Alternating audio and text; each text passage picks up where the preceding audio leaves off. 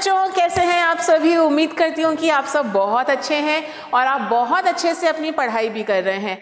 तो आपने हमारा फर्स्ट चैप्टर देखा, लाइफ प्रोसेस।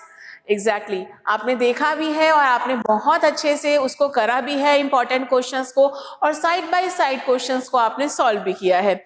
इसी सीरीज में हम नेक्स्ट चैप्टर स्टार्ट कर रहे हैं। चैप्टर का नाम है कंट्रोल एंड कोऑर्डिनेशन। ठीक है बेटा, कंट्रोल एंड कोऑर्डिनेशन के बारे में कुछ चीजें जो मुझे लगता है कि मुझे आपको बतानी चाहिए। सबसे पहली बात तो यहाँ पे ये आती है कि कंट्रोल एंड कोऑर्डिनेशन एक ऐसा चैप्टर है जहाँ पे सबसे जो मेजर पार्ट आता है वो आता है ब्रेन का। ठीक है, दूसरा पार्ट आता है यहाँ पे दो चीजों का, एक हो गया आपका हार्मोन्स और दूसरा हो गया आपका प्लांट हार्मोन्स। ठीक है, तो ह्यूमन हार्मोन्स, जितने भी ह्यूमन हार्मोन्स हैं, चाहे आपका इंसुलिन हो, चाहे थायरॉक्सिन हो, चाहे वो आपका कोई से भी हार्मोन है, ठीक है, जो आपकी बॉडी में रिलीज हो रहे हैं, उन सब की आप एक लिस्ट बनाइए, उस लिस्ट को लर्न करना है। ठीक है, एज वेल एज जितने भी फाइटो हार्मोन्स हैं, चाहे वो ग्रोथ प्रमोटर हो चाहे वो ग्रोथ इनहिबिटर हो, उन हार्मोनल लिस्ट को भी आपको लर्न करना है। ये दो काम तो आपको इस चैप्टर में करने ही करने हैं।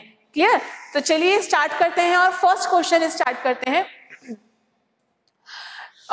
Right the main function of the following. सबसे पहली चीज सेंसरी न्यूरॉन्स। बेटा न्यूरॉन्स क्या होते हैं? एज यू ऑल नो कि जो हमारा नर्वस सिस्टम है उसकी जो यूनिट है उसको हमने क्या बोला? न्यूरॉन्स बोला। ठीक है, अब न्यूरॉन्स में भी सबसे इंपॉर्टेंट चीज यहाँ पे जो आती है वो आती है आपके सेंसरी न्यूरॉन्स। ठीक है, सेंसरी न्यूरॉन्स क्या होते हैं? अगर हम बात करें कि sensory neurons occur in sense organ receive stimuli through the dendrites. ठीक है, जितने भी हमारी सेंस ऑर्गन है, हमारे 5 सेंस ऑर्गन्स हैं। कौन कौन से सेंस ऑर्गन्स हैं? जो कि हम लोग अगर बात करें कि स्किन हो गया, नोज हो गया, आपके जो टंग हो गई, ईयर हो गया, आई हो गया, ये 5 आपके सेंसरी ऑर्गन्स हैं। इनके अंदर जो आपके न्यूरॉन्स प्रेजेंट होते हैं, इन्हीं को हम लोग क्या बोलते हैं? सेंसरी न्यूरॉन्स बोलते हैं। क्लियर हो गई ये बात? तो बेटा सेंसरी न्यूरॉन्स जो हैं ये इन सेंस ऑर्गन से मैसेज को कहाँ पे ट्रांसफर करते हैं? ब्रेन के पास ट्रांसफर करते हैं। क्लियर? नेक्स्ट आता है cranium. Okay, the bones of cranium और brain box protect the brain from mechanical injury.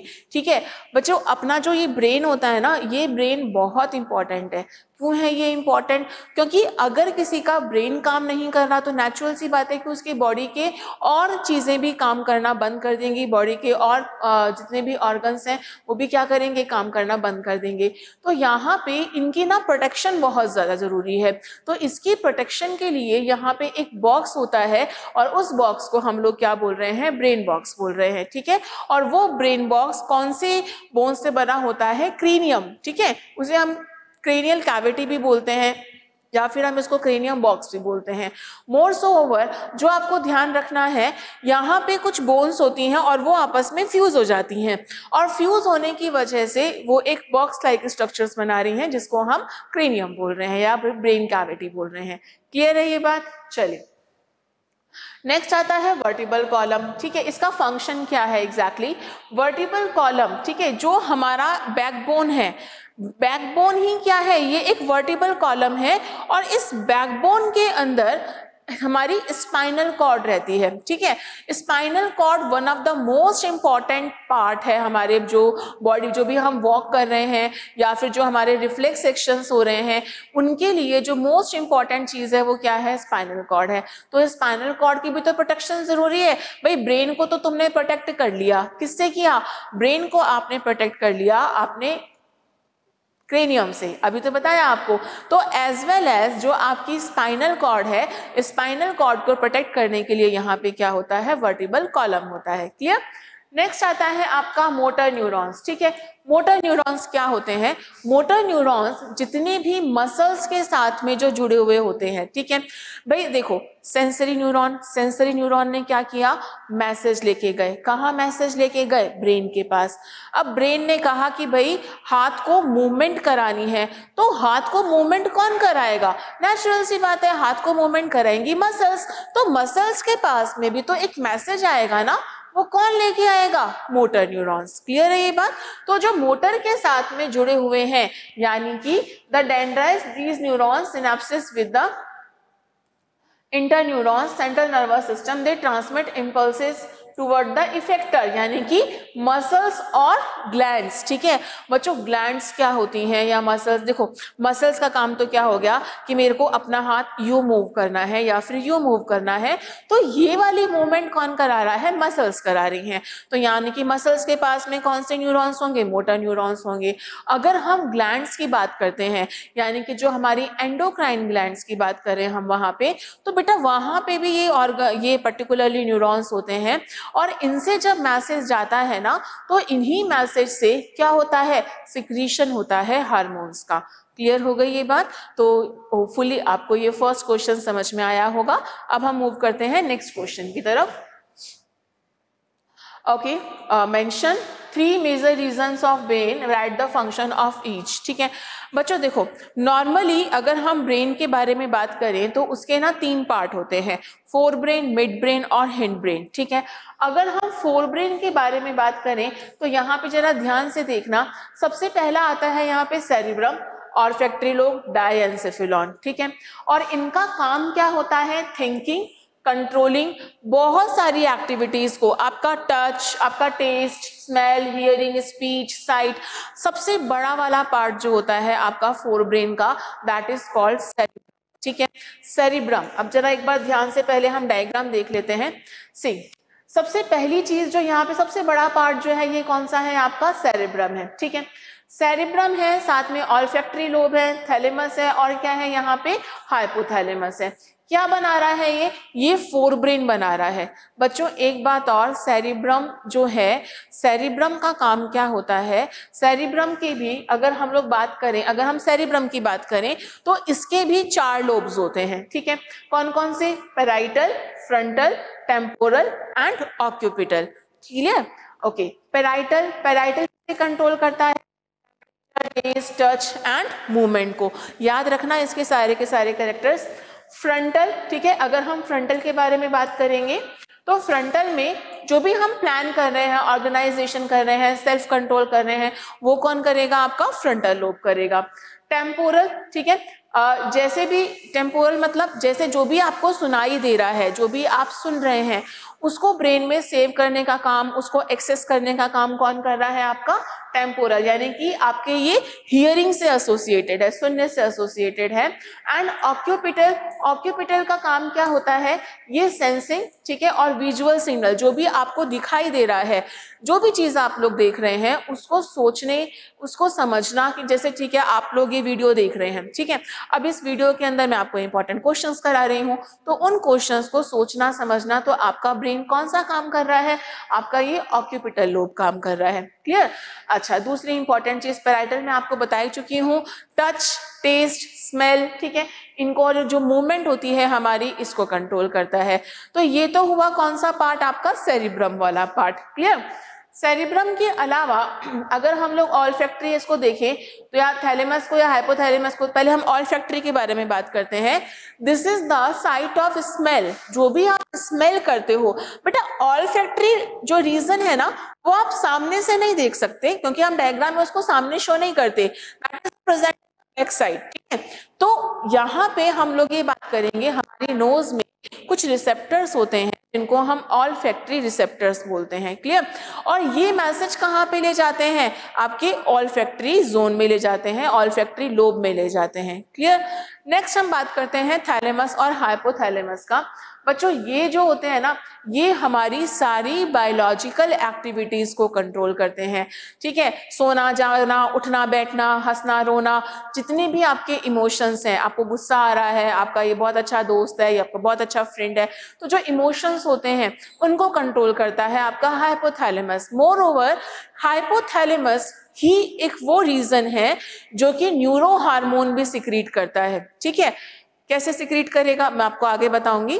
Neuro hormone भी सिक्रीट करेगा और पिट्यूटरी को जो मैसेज देगा ना, पिट्यूटरी मैडम असिस्टेंट है, और हाइपोथैलेमस क्या है, वो बॉस है, ठीक है। तो अगर हम लोग बात करें कि अगर जो भी चेंजेस आ रहे हैं उन्हीं चेंजेस के अकॉर्डिंगली हाइपोथैलेमस क्या कर रहा है, ऑर्डर देता है, पिट्यूटरी क्या करती है, हार्मोन रिलीज करती है, वो हार्मोन कहाँ जाता है, ऑर्गन या ग्लैंड के पास में, ठीक है, और वो ग्लैंड क्या करती है, उसके अकॉर्डिंगली दूसरे हार्मोन रिलीज करती है, समझ में आ रही है, और वो ऑर्गन उसी के अकॉर्डिंगली फंक्शन करता है। क्लियर, समझ में आ गया।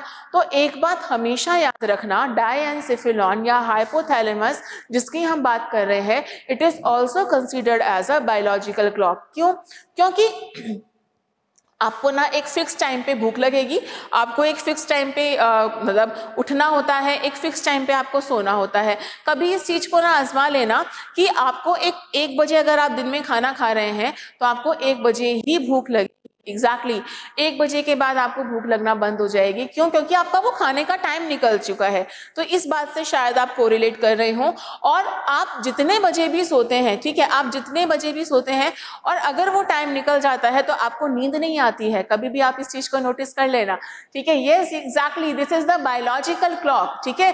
हाइपोथैलेमस हमारे ब्रेन का वो हिस्सा है जो हमारी सारी बायोलॉजिकल एक्टिविटीज को कंट्रोल करता है।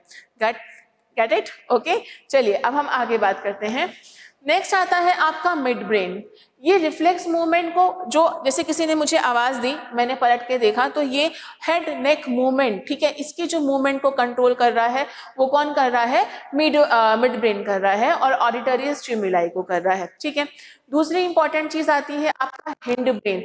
बच्चों देखो, 2 तरह के एक्शंस होते हैं, एक होते हैं वॉलेंटरी जो हमारे विश के अकॉर्डिंगली होते हैं, और इनवॉलेंटरी जो हमारी विश के अकॉर्डिंगली नहीं होते हैं।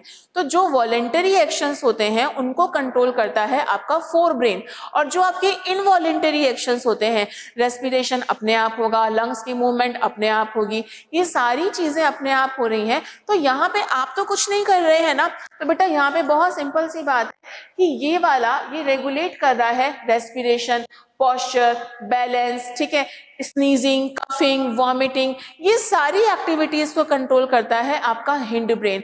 और अगर हम हिंड ब्रेन के पार्ट को अगर हम देखें तो जरा ध्यान से देखना, यहाँ पे क्या आ जाएगा, पोन्स वेरोलाई, ठीक है, सेरिबेलम, मेडुला ऑब्लिंगेटा, ठीक है। तो ये 3 चीजें क्या कंट्रोल कर रही हैं, ये 3 चीजें आपके इनवॉलेंटरी एक्शंस को कंट्रोल कर रही हैं। क्लियर हो गई ये बात? होपफुली आपको ब्रेन समझ में आ गया होगा। अच्छा, एक बात बच्चों और ध्यान रखना, ब्रेन के अंदर ये सारे उभार जो होते हैं इनको हम गायरस बोलते हैं, ठीक है।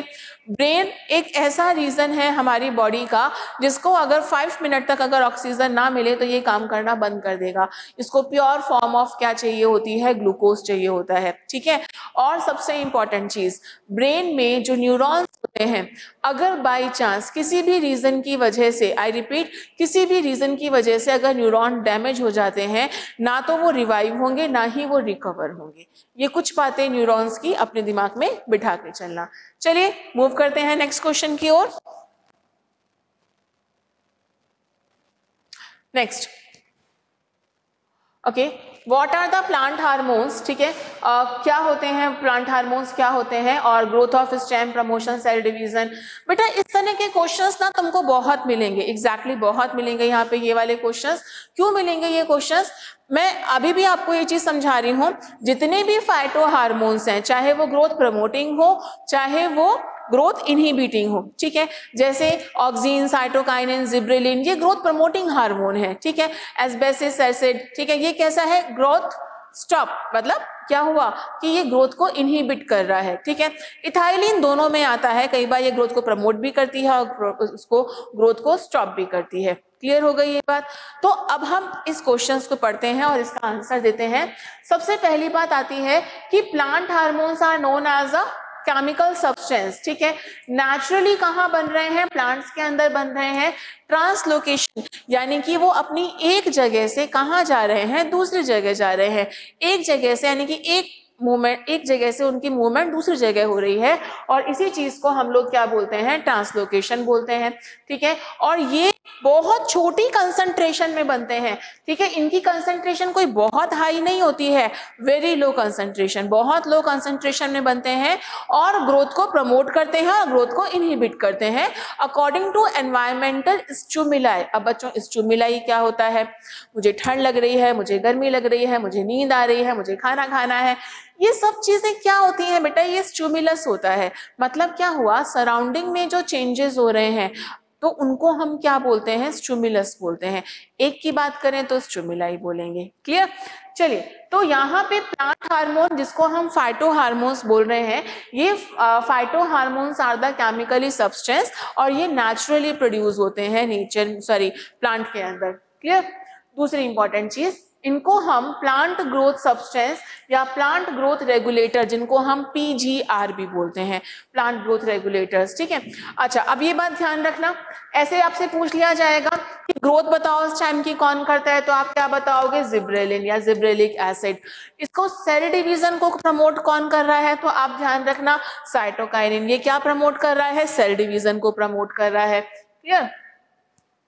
ऐसे ही ग्रोथ को रोक कौन रहा है? जैसे कि मैंने आपको पहले भी बताया था, एब्सेसिक एसिड, ठीक है, जो कि बर्ड्स एंड जो सीड्स होते हैं उनकी ग्रोथ को रोकता है। इलोंगेशन ऑफ सेल, सेल का इलोंगेशन कौन करेगा? ऑक्सिन एंड साइटोकाइनिन, ये दोनों के दोनों सेल्स का इलोंगेशन करते हैं। तो बेटा एक सम अप जरूर इसका याद रखना, मैं बार बार बोल रही हूँ, हार्मोन्स पे एक छोटा सा एक हार्मोन का फंक्शन दे दिया गया या हार्मोन की डिजीज दे दी गई एनिमल्स में, तो उस पे क्वेश्चन आ सकता है, ठीक है। चलिए, move to the next question. Okay, define phototropism and name the plant hormone which responsible for phototropism. बहुत इंपॉर्टेंट क्वेश्चन है ये कि देखो बेटा, बहुत सारी मूवमेंट होती हैं जिनको हम अभी डिस्कस करेंगे। एक होती है ट्रॉपिक मूवमेंट, एक होती है नास्टिक मूवमेंट। ट्रॉपिक मूवमेंट किसी डायरेक्शन के अंदर होगी, ठीक है, और नास्टिक मूवमेंट कहीं भी हो सकती है। ओके, तो यहाँ पे हम पहले ट्रॉपिक मूवमेंट के बारे में बात कर रहे हैं। Phototropism movement part of the plant response to light. बेटा जहां पे भी लाइट आ रही है ना, आप एक प्लांट को ना अंधेरे कमरे में छोड़ दो, ये एक्सपेरिमेंट भी है तुम्हारे। एक अंधेरा कमरा लिया, वहां पे एक जगह से आपने लाइट का सोर्स डाल दिया, प्लांट को छोड़ दिया, ठीक है, अंधेरे के अंदर। प्लांट की जो ग्रोथ होगी ना, वो उस जगह पे देखी जाएगी जहां से लाइट आ रही है। क्लियर बात? जहां से लाइट आ रही है वहां पे उसकी ग्रोथ देखी जा रही है, और इसी चीज को हम लोग क्या बोल रहे हैं? फोटोट्रोपिज्म। शूट है वो क्या शो करेगा? फोटोट्रोपिज्म शो करेगा। लेकिन रूट्स क्या होती हैं? वो छिपके बैठी रहती हैं, तो इसीलिए वो क्या करेगी? नेगेटिव फोटोट्रोपिज्म शो करेगी। शो करेगी एग्जैक्टली, नेगेटिव फोटोट्रोपिज्म। दूसरी बात यहाँ पे ये आती है, They are said to be positive phototropic। Roots हमेशा क्या चाहती हैं? अवे फ्रॉम सनलाइट, यानी कि सनलाइट से दूर जाती हैं, ठीक है। दूसरी इंपॉर्टेंट चीज, अब प्लांट्स के अंदर नॉर्मली ये एक्शन कौन कंट्रोल करता है? ऑक्सिन हार्मोन, ठीक है। तो ऑक्सिन हार्मोन ही वो हार्मोन है जो फोटोट्रोपिज्म को कंट्रोल करेगा या फिर फोटोट्रोपिज्म को मेंटेन करेगा। क्लियर? यानी कि जिसकी वजह से प्लांट जो है वो मूवमेंट कर रहा है, कहाँ पे?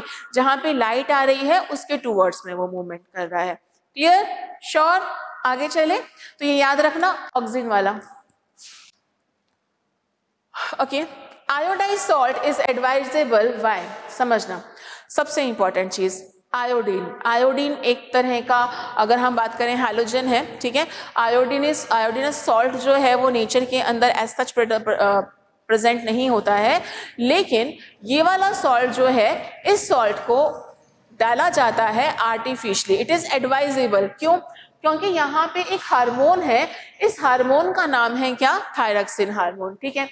कौन प्रोड्यूस कर रही है? थायरॉक्सिन ग्लैंड प्रोड्यूस कर रही है। तो किसके लिए फॉर्मेशन के लिए? अब ये जो आपका थायरॉक्सिन हार्मोन है, इसके प्रोडक्शन के लिए या फिर इसके बनने के लिए किसकी रिक्वायरमेंट होती है? आयोडीन की रिक्वायरमेंट होती है। इसीलिए ऐसा बोला जाता है, और अगर ये नहीं होगा तो गॉइटर डिजीज हो जाएगी। आपका जो यहाँ से गला है ना, ये गला काफी ज्यादा वो हो जाएगा, अगर हम लोग बात करें फूल जाएगा, गॉइटर डिजीज हो जाएगी और थायरॉक्सिन हार्मोन नहीं बन पाएगा, ठीक है। एंड मोर इम्पॉर्टेंट यहाँ पे एक मेटाबॉलिज्म होता है कार्बोहाइड्रेट, फैट एंड प्रोटीन का। अगर कोई आपसे ये पूछे कि थायरक्सिन का मेन काम क्या है, तो हम ये बोलेंगे कि थायरक्सिन का मेन काम होता है मेटाबॉलिज्म। किस चीज की metabolism? Fat, carbohydrate and proteins की। तो उसके लिए भी ये बहुत जरूरी है। तो अगर मान लो किसी भी पर्सन को एक आयोडाइज सॉल्ट नहीं मिल रहा है, तो ऐसी कंडीशन में उस पर्सन को गॉइटर डिजीज होने के चांसेस होते हैं। तो ये गॉइटर डिजीज जो है, जिसकी वजह से जो ये आपका ग्लैंड वाला लेवल है, ये कैसा हो जाएगा? एनलार्ज हो जाएगा, बढ़ जाएगा, ठीक है। और इसी एनलार्जमेंट की वजह से प्रॉब्लम आनी शुरू हो जाएगी। क्लियर हो गई ये वाली बात, ठीक है। सो ऑलवेज रिमेंबर, ठीक है, iodised salt is advisable. Next, how are involuntary and reflex action are different. बच्चा देखो ध्यान से समझना, रिफ्लेक्स एक्शन अलग है, इनवॉलेंटरी एक्शन अलग है, ठीक है। अभी मैं आपसे बात कर रही हूँ तो इसका मतलब ये थोड़ा नहीं कि मेरा हार्ट काम नहीं कर रहा है, लंग्स काम कर रहे हैं, किडनी काम कर रही है। ये इन एक्शंस पे हार्ट अपने आप काम कर रहा है, लंग्स अपने आप काम कर रहा है, डायफ्राम अपने आप काम कर रहा है। इस तरह के एक्शंस जो हैं, जो हमारी विश के अकॉर्डिंगली नहीं हो रहे हैं, this is called involuntary action, ठीक है। आप ये नहीं कहोगे चलो किडनी काम करना शुरू करो, चलो हार्ट काम करना शुरू करो। सच्ची में अगर ऐसा होता तो शायद आधी दुनिया तो, है ना, क्यों? क्योंकि बहुत सिंपल सी चीज है, ये इनवॉलेंटरी एक्शन है, इनके ऊपर हमारा कोई भी बस नहीं चलता है।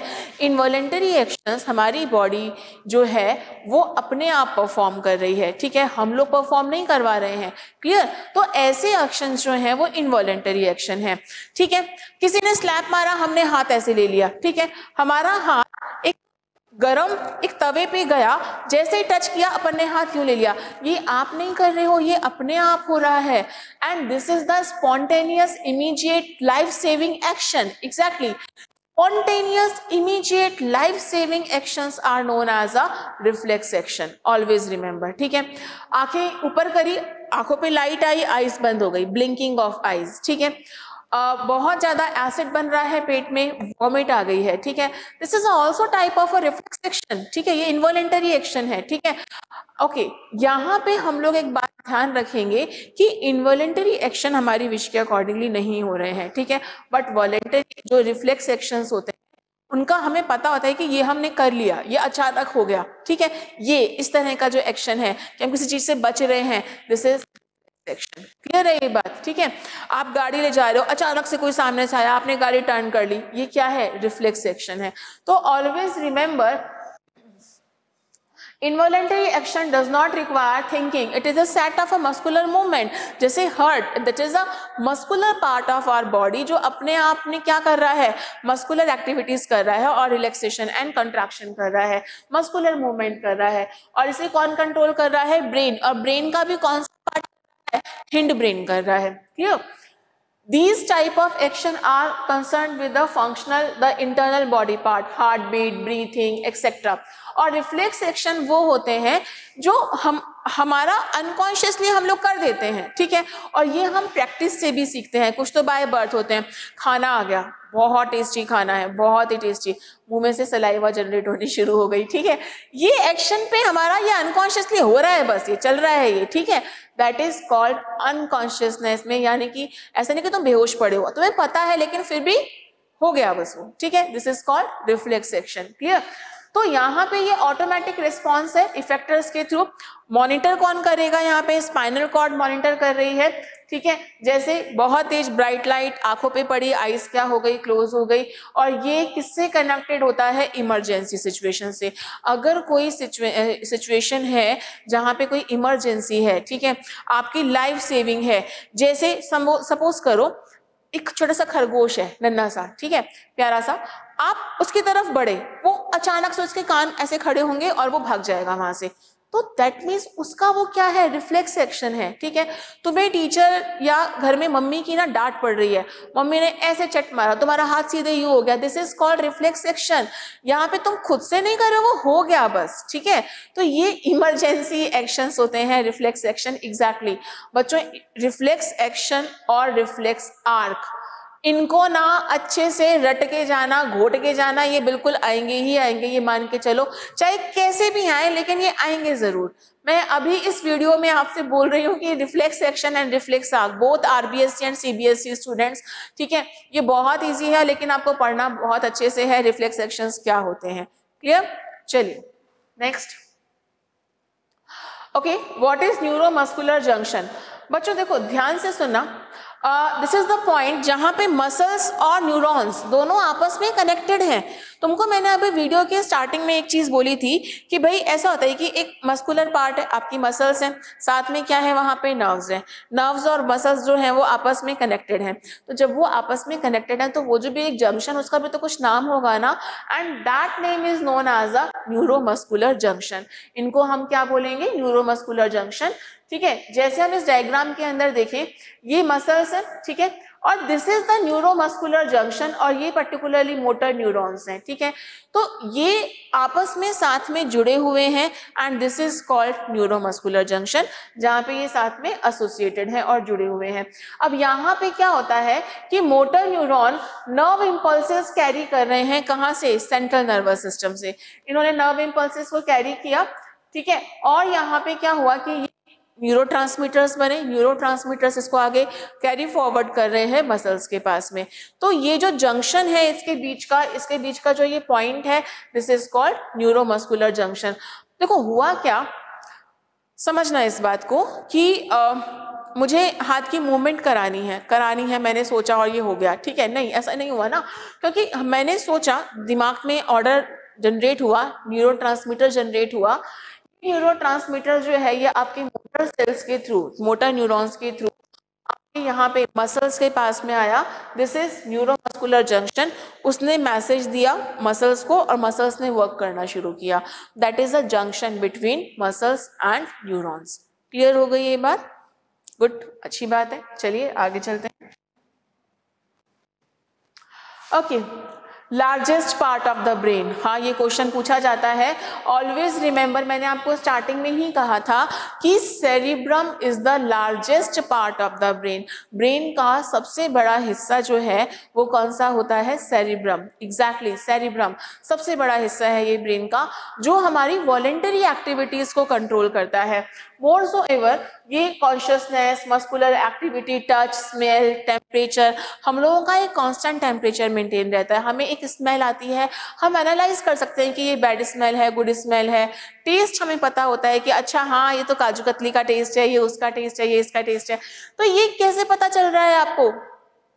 सेरिब्रम, ठीक है। तो सेरिब्रम के थ्रू हमें इन चीजों का पता चलता है and that is the largest part of our body, ठीक, सॉरी हमारी ब्रेन का लार्जेस्ट पार्ट है, ठीक है। चलिए नेक्स्ट, मैं आपसे रिफ्लेक्स सेक्शन की बात कर रही थी, वही चीज आ गई, समझना। रिफ्लेक्स सेक्शन बेटा इस चैप्टर के अंदर जब हम पढ़ते थे तब से ही आ रहा है ये चैप्टर, ये वाला जो क्वेश्चन है। तो एक बार इसको समझते हैं कि रिफ्लेक्स सेक्शन एग्जैक्टली है क्या। What do you understand by reflex section? Explain the steps involved it. Okay, what happen when we touch a hot object? Listen, सबसे इंपॉर्टेंट चीज, मान लो जैसे कोई एक ये हॉट ऑब्जेक्ट है, ठीक है, इसको आपने गलती से टच कर लिया। अब ये टच हुआ तो नेचुरल सी बात है कि हमारे हाथों पे रिसेप्टर्स हैं। वीडियो की स्टार्टिंग में तुमको मैंने एक चीज समझाई थी, वी हैव रिसेप्टर, स्किन के पास हमारे रिसेप्टर्स हैं and these are the pain receptors, ठीक है, वो रिसेप्टर्स हैं। वो रिसेप्टर्स जो हैं वो फटाफट से स्टिमुलस को लेंगे और यहाँ पे मैसेज कहाँ जा रहा है? जरा ध्यान से देखिए, एग्जैक्टली ये मैसेज जा रहा है आपके स्पाइनल कॉर्ड के अंदर, ठीक है। अब ये एफरेंट लेके जा रहे हैं, कौन लेके जा रहे हैं? एफरेंट न्यूरॉन्स लेके जा रहे हैं, ठीक है। अब क्या हुआ, जैसे ही ये मैसेज गया तो इनको एफरेंट भी बोल रहे हैं और साथ साथ इनको हम क्या बोल रहे हैं? सेंसरी, ठीक है, क्या बोल रहे हैं इनको? सेंसरी न्यूरॉन्स से बोल रहे हैं। तो अब यहाँ पे मैसेज गया, स्पाइनल कॉर्ड ने तुरंत एनालिसिस किया, भैया हॉट ऑब्जेक्ट है, आप तुरंत से क्या कीजिए? हाथ हटाइए, ठीक है। अब वहां से तुरंत से क्या निकला? मैसेज निकला, ठीक है। अब ये मैसेज जो है, ठीक है, अब ये इफरेंट न्यूरॉन के पास में जाएगा। बच्चों देखो 3 तरह के न्यूरॉन्स होते हैं, सेंसरी, मोटर और रिले, ठीक है, सेंसरी मैसेज को लेके जाते हैं।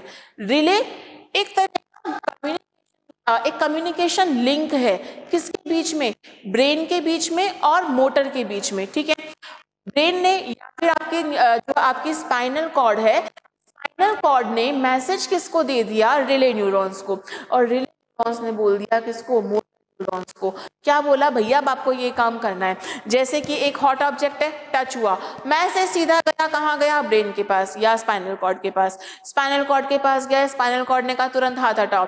इंटर जो आपके रिले न्यूरॉन्स है, या इनको अपन इंटर न्यूरॉन्स भी बोल रहे हैं, इन्होंने फटाफट से मोटर न्यूरॉन्स को मैसेज दिया, भैया हाथ हटाना है।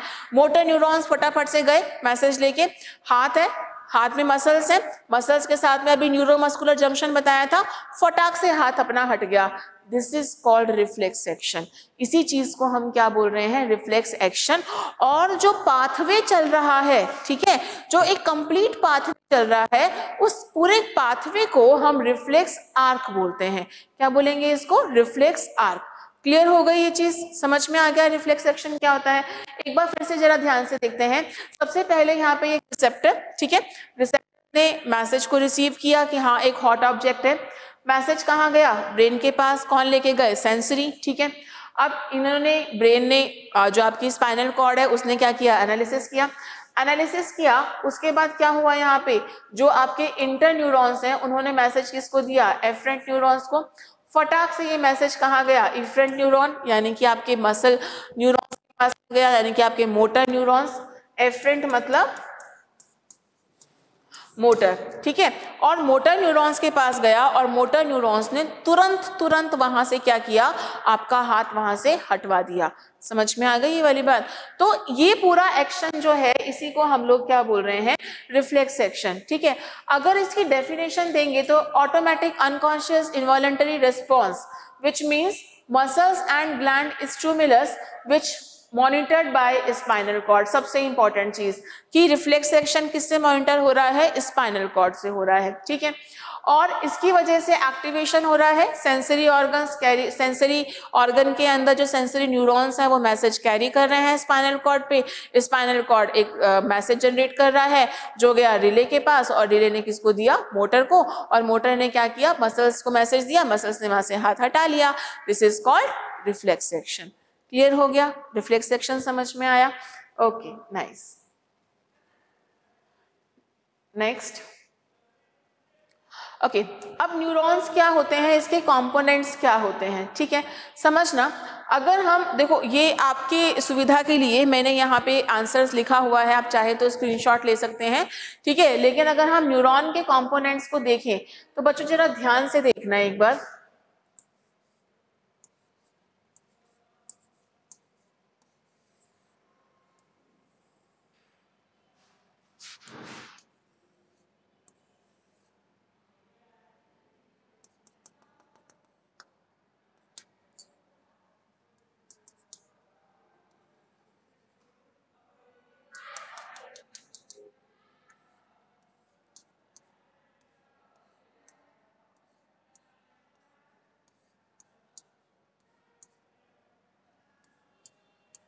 सी है ना, अब यहाँ पे जरा एक बार ध्यान से देखना, इनको हम लोग क्या बोल रहे हैं, डेंड्राइट्स, ठीक है। डेंड्राइट्स क्या होते हैं, ये रिसीविंग पार्ट होते हैं। कोई भी मैसेज जो आएगा वो किसके थ्रू आएगा, डेंड्राइट्स के थ्रू आएगा, ठीक है। अब जो इसकी सेल बॉडी है, ठीक है, ये जो पर्टिकुलरली इसकी सेल बॉडी है, मैंने यहाँ पे इसको हाईलाइट किया है, ठीक है, इसको हम लोग क्या बोलते हैं, साइटॉन बोलते हैं। Clear, cyton. और इसके बिल्कुल बीचों बीच में क्या होता है, न्यूक्लियस होता है, ठीक है। यहाँ पे अगर हम लोग बात करें, इस तरह के ये जो ग्रैन्यूल्स प्रेजेंट होते हैं, और इन ग्रैन्यूल्स को हम लोग क्या बोलते हैं,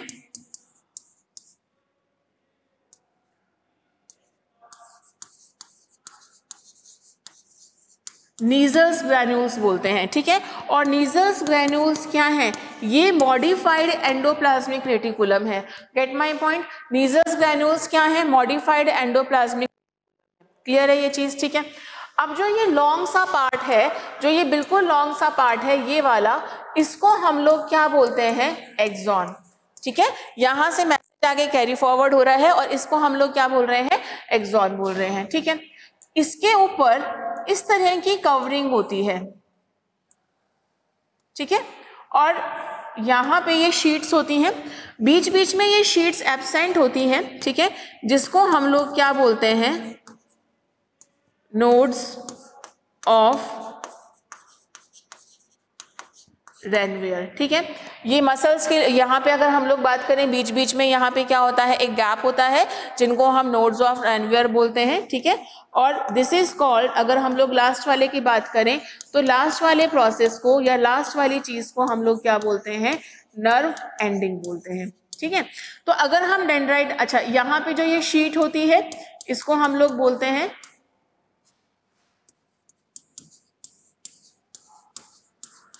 माइलिन शीट। ठीक है बच्चों, अब जरा ध्यान से इस चीज को एक बार समझना। ठीक है, अगर हम किसी भी एक न्यूरॉन के स्ट्रक्चर को देखें तो ऊपर क्या है, डेंड्राइट्स हैं। ठीक है, अपने हाथ को देखो एक बार ऐसे। ठीक है, ये जो चीज क्या है, ये क्या है, डेंड्राइट्स है।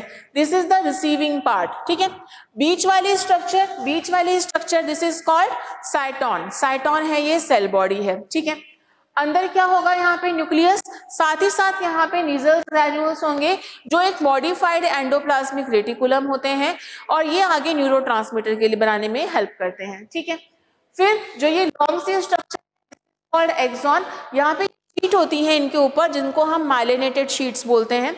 बीच बीच में ये गैप्स होते हैं जिनको हम नोड ऑफ रेनवियर बोलते हैं और एंड वाले पार्ट को हम लोग क्या बोलते हैं, नर्व एंडिंग बोलते हैं। ठीक है, तो अगर कोई तुमसे ये पूछे तो इसमें क्या चीजें होती हैं, तो सबसे पहली चीज आती है सेल बॉडी। ठीक है, साइटोन बोल रहे हैं, ब्रॉड होता है, राउंडेड होता है, पायरिफॉर्म में होता है। ठीक है, अच्छा दूसरी बात, यहाँ पे साइटोप्लाज्म में जो इसको हम जो पर्टिकुलरली साइटोप्लाज्म है, इसको हम साइटोप्लाज्म नहीं बोलेंगे, ये नर्व सेल्स का है, इसीलिए इसको हम क्या बोलेंगे, न्यूरोप्लाज्म बोलेंगे। ठीक है, नीजल्स ग्रैन्यूल्स होते हैं। ठीक है, इनका काम क्या होता है कि ये मॉडिफाइड एंडोप्लाज्मिक रेटिकुलम ही है। ठीक है, with metabolism and the growth and transmit the nerve impulses, यानी कि न्यूरोट्रांसमीटर्स बनाते हैं। ठीक है, नीचे क्या होता है, एक्सॉन।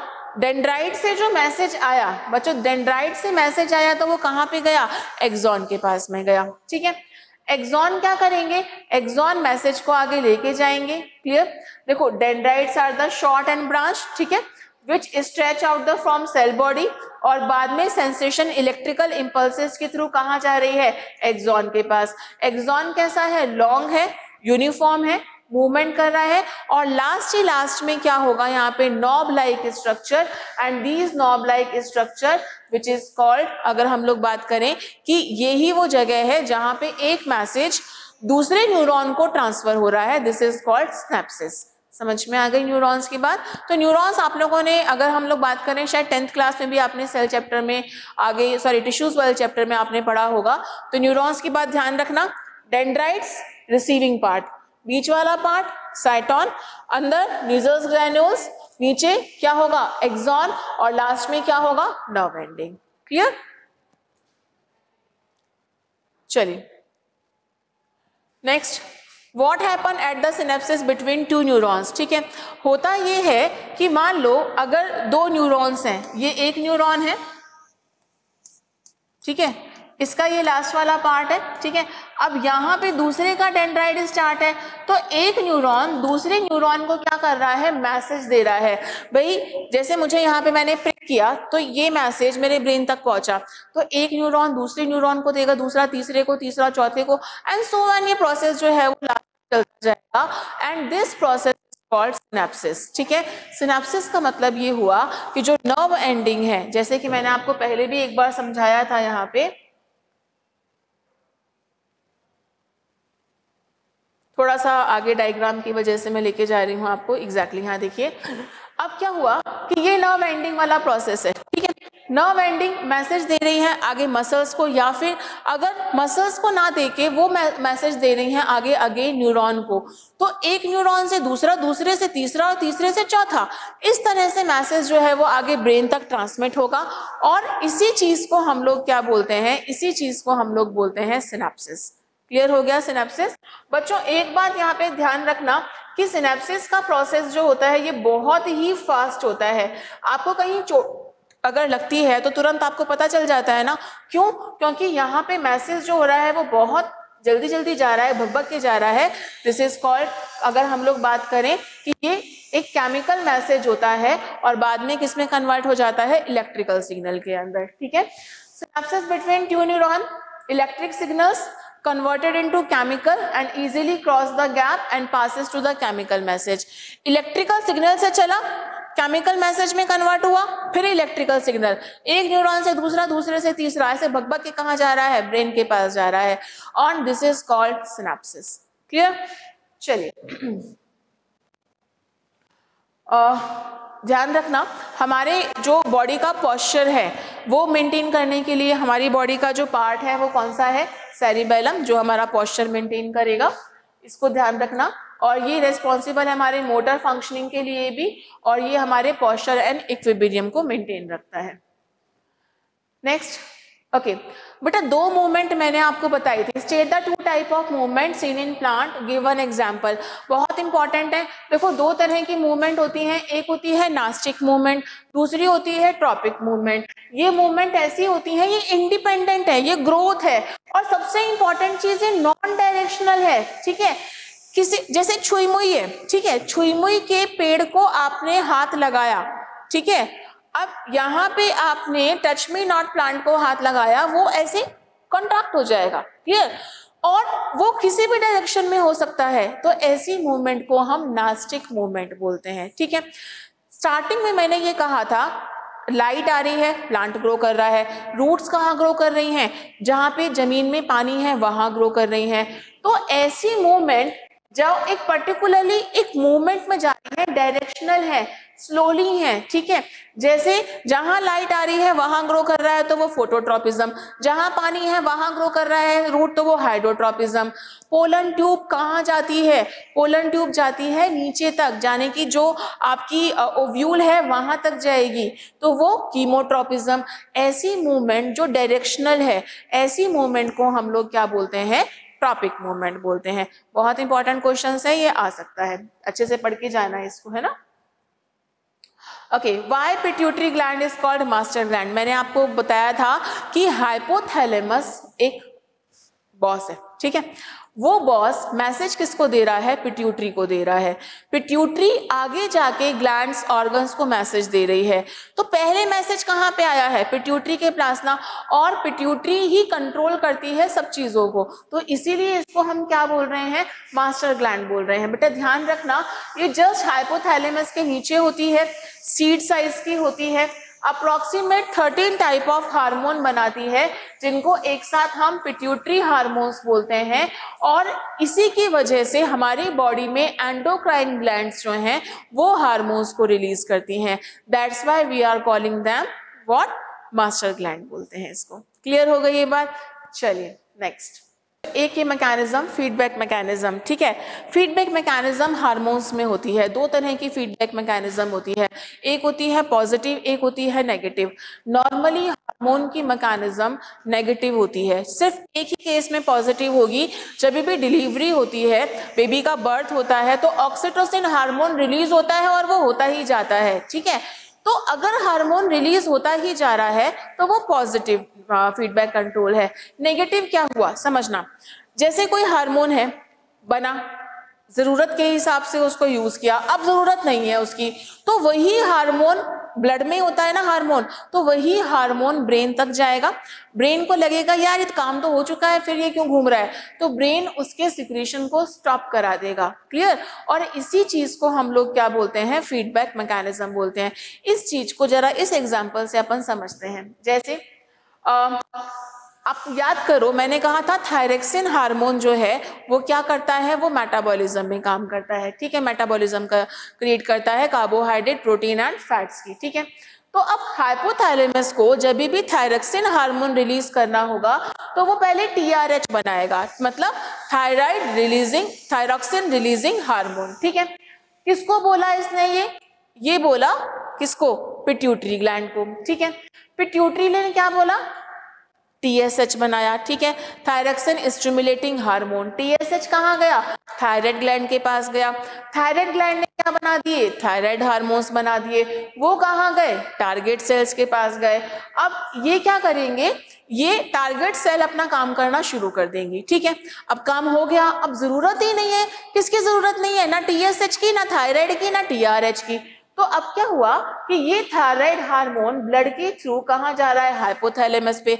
हाइपोथैलेमस को पता चल गया कि भाई जरूरत ही नहीं है, तो वो TRH को रिलीज करना बंद कर देगा, ठीक है। या फिर ध्यान से सुनना कि अगर मान लो ये इसको रिलीज करना बंद करेगा तो TSH भी क्या हो जाएगा? रिलीज होना बंद हो जाएगा। और यहाँ पे क्या होगा? जब TSH रिलीज होना बंद हुआ तो थायरक्सिन भी रिलीज होना बंद हो जाएगा। तो इस तरह की मैकेनिज्म को हम लोग क्या बोलते हैं? फीडबैक मैकेनिज्म बोलते हैं, ठीक है। तो होपफुली आपको ये चीज समझ में आई हो, ठीक है। और ये वाले जो इंपॉर्टेंट क्वेश्चन की सीरीज है, इनके अलावा मैंने आपको बताया कि ग्रोथ हार्मोन, ठीक है, और जो आपके ग्रोथ इनहिबिटिंग हार्मोन है, इनको आपको जरूर से याद करके जाना है। और सारे हार्मोन्स, पहली बात, उनसे कौन कौन सी डिजीजेज हो रही हैं, दूसरी बात, ठीक है, सॉरी, उनसे उनकी कमी या ज्यादा से कौन कौन सी डिजीजेज हो रही हैं। आप कहीं को फिर कमेंट करोगे कि मैडम आपने क्या बता दिया, ठीक है। तो उनकी कमी से या उनके ज्यादा होने से, ओवर सिक्रीशन से या लेस सिक्रीशन से कौन कौन सी प्रॉब्लम्स हो रही हैं, ये आपको अच्छे से याद करना है, ठीक है। तो all the best for your exam, ठीक है। मैं गरिमा नरूला एक बार फिर से आपको आपके एग्जाम्स के लिए बहुत बहुत शुभकामनाएं देती हूँ। अच्छे से एग्जाम करके आना। Thank you so much for watching. Okay बच्चे।